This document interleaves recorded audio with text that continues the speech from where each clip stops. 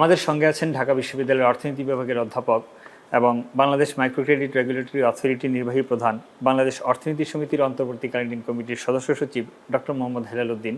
আপনাকে স্বাগত। আমরা যদি একটু বৈশ্বিক মার্কিন ডলার নিয়ে একটু কথা বলতে চাই, আসলে চলতি বছরের শুরু থেকে দেখছি যে ডলারের মান একটু কমছে, বিপরীতে স্বর্ণের দামটা অনেক বেশি লাফিয়ে বাড়ছে এবং এখনও অনেক উচ্চ পর্যায়ে স্বর্ণের দামটা আছে। আমি একটু সোজাসাপটাভাবে জানতে চাই, আসলে ডলারের এই আধিপত্য আসলে কতদিন থাকবে?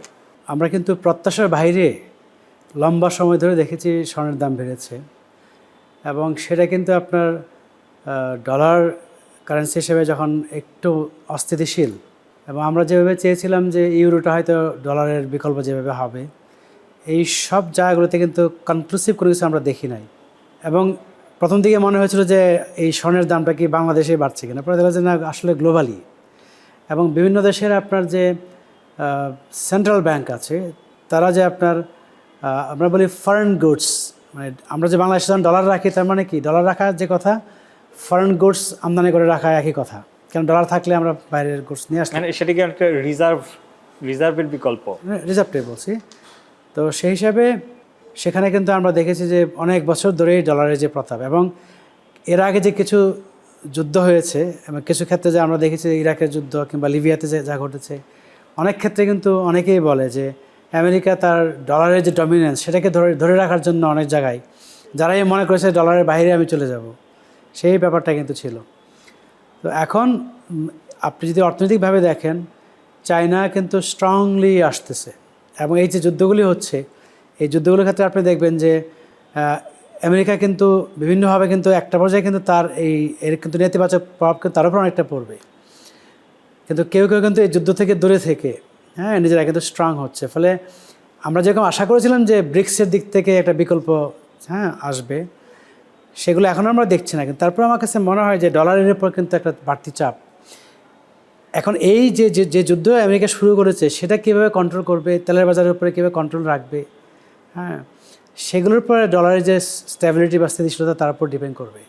যেমন ইউরোর একটা প্রভাব আছে, সেই ক্ষেত্রে ব্রিক্স যদি একটা একক মুদ্রা চালু করে, সেই ক্ষেত্রে দুটো প্রেশার মিলে ডলারের উপরে সেই চাপটা কি পড়বে কিনা? আসলে দুইটার চেয়ে বড় হলো যে কতটা ডলারের বিকল্প হিসাবে অন্যগুলো কিভাবে দাঁড়ায় তার উপর নির্ভর করবে। ফলে এটা গ্লোবালি যে ডমিনেন্স যেটা আছে আমেরিকার, তো তার যে আধিপত্য অন্যান্য দিক থেকে, তার সাথে কিন্তু এই ডলারের লিঙ্ক একটা আছে, তাই না? স্ট্রং লিঙ্কটা আছে। আচ্ছা, ডলারের এই ওঠানামার সঙ্গে আসলে মূল্যস্ফীতির সম্পর্কটা কতটুকু? মূল্যস্ফীতির সম্পর্ক তো একদম ডিরেক্ট, তাই না? আমি যে কথাটা বললাম যে আমার ডলার থাকা মানে কি, ডলার থাকা মানে আমার ফরেন গুডস আছে, যে কোনো সময় আমি আমদানি করতে পারবো।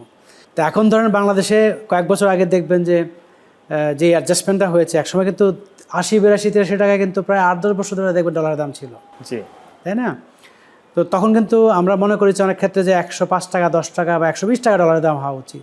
তো তখন যখনই আপনি 120 টাকা যেখানে $1 দাম হওয়া উচিত, যখন আপনি এটাকে 80-82 টাকা ধরে রাখছেন, তার মানে কি যারা আমদানি করছে তারা কম দামে আমদানি করছে। তাহলে আমদানি আপনার কি কম দামে বলে আপনার আমদানি করা জিনিস খেয়ে আমরা মজা পাচ্ছি, আমদানির ডিমান্ড বেশি।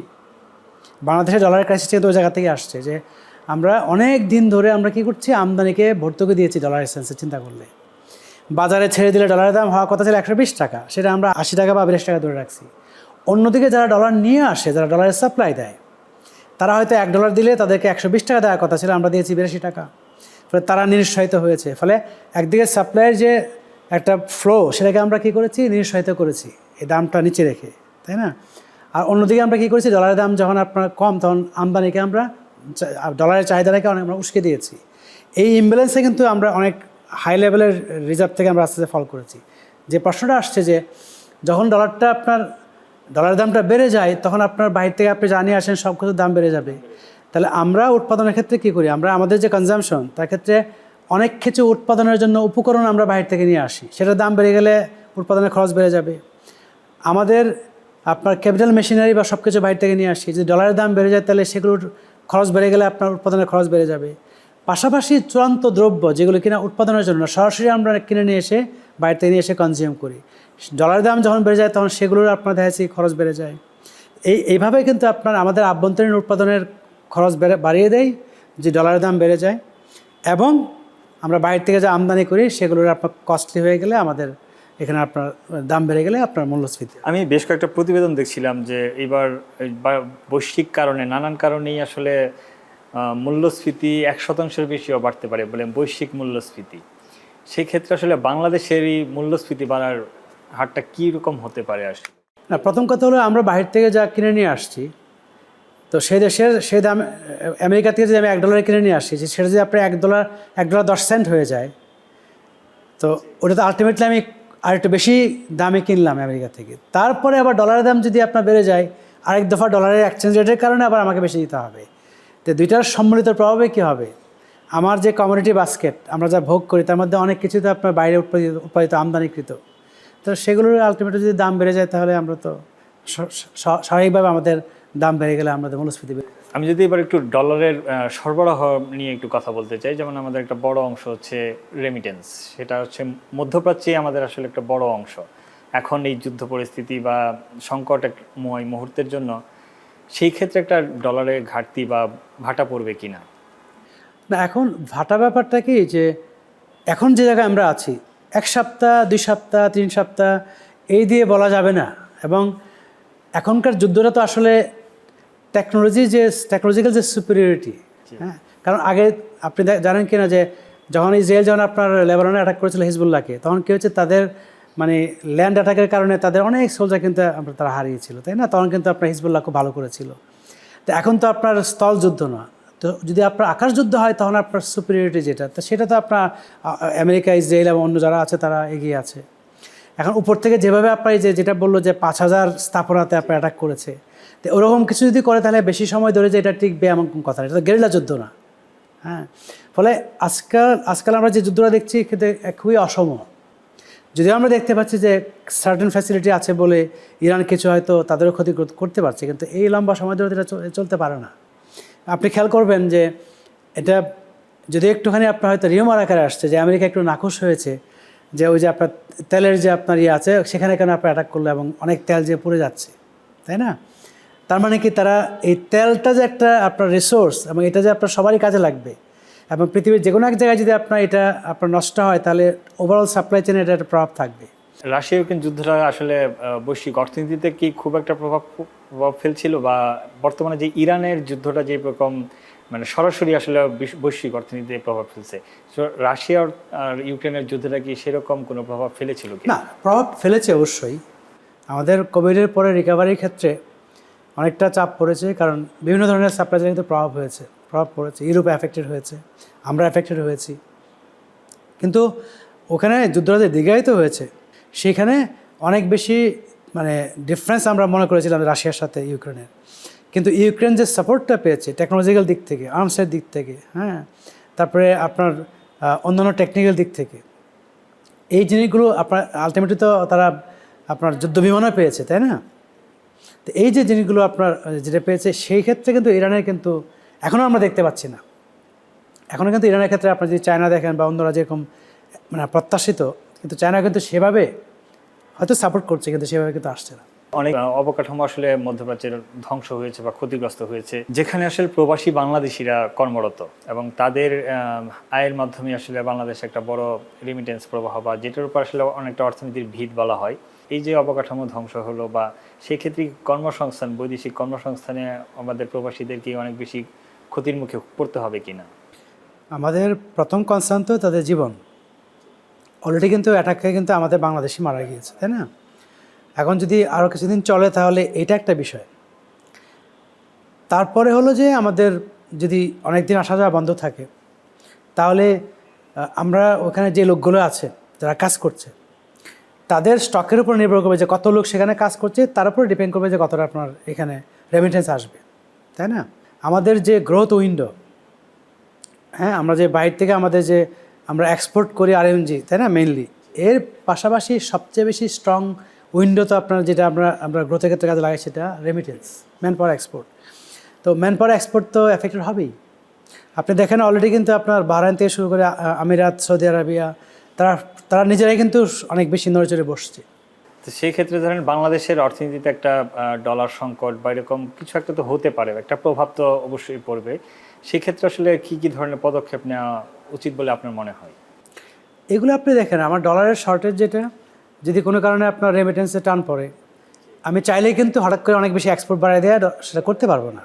হ্যাঁ, এবং আপনি এই যে আপনার এক্সপোর্টের দিকে আপনি দেখেন, এক্সপোর্ট ডাইভার্সিফিকেশন আমরা যুগ যুগ ধরে বলছি, কিন্তু শুধুমাত্র একটা আইটেমে আমরা ভালো করেছি, সেটা আরএমজি, কিন্তু অন্য কোনো ক্ষেত্রে কিন্তু করতে পারি নাই।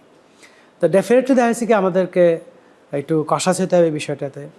অন্যদিকে আমরা আমাদের ওই বিভিন্ন আপনার ডোনর এজেন্সি থেকে আপনার সফট লোন যেগুলো পাই, সেগুলোকে হয়তো আমাদের জোর দিতে হবে, কারণ আমাদের একটা চাপ কিন্তু ইকোনমিতে থাকবে যে আমরা যখন ধার করেছি সেটাকে আমরা যখন পে করতে যাব, আমরা যে বিদেশ থেকে ধার করেছি ডলারে, ফলে অনেক ক্ষেত্রে কিন্তু আপনার এই ওয়ার্ল্ড ব্যাংক আইএমএফের মতো যে সফট লোন, সেরকম লোন না, কিন্তু অনেক দেশ থেকে কিন্তু আমরা হাই ইন্টারেস্টে কিন্তু ধার করেছি, সেগুলো কীভাবে পে অফ করে দেওয়া যায় এবং ওই সফট লোনগুলো কীভাবে বাড়ানো যায় সেই চেষ্টাটা করতে হবে আমাদেরকে।